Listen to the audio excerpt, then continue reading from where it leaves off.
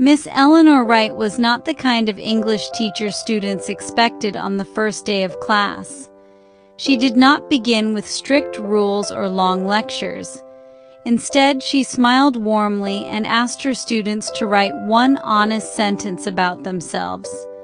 That small act defined who she was, a teacher who valued truth, effort, and every student's voice.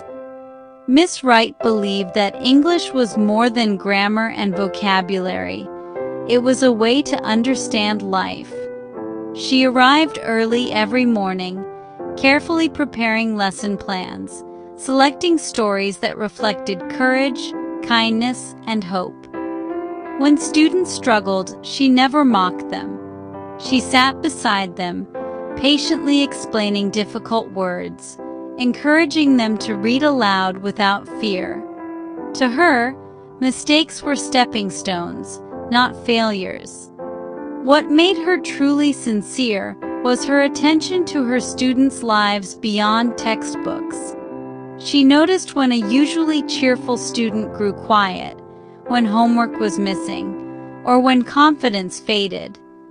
After class, she would gently ask, listen without judgment, and offer support.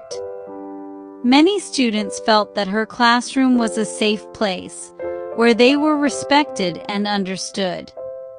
Miss Wright spent hours checking essays, not just correcting errors, but writing thoughtful comments in the margins. She praised improvement, however small, and pushed her students to believe in their abilities.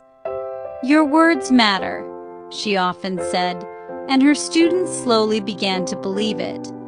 Years passed, and her students moved on, but they never forgot her. Some became writers, some teachers, some simply better communicators. All of them carried a piece of her sincerity with them. Miss Eleanor Wright proved that a sincere English teacher does more than teach a subject. She shapes hearts, builds confidence, and changes lives forever.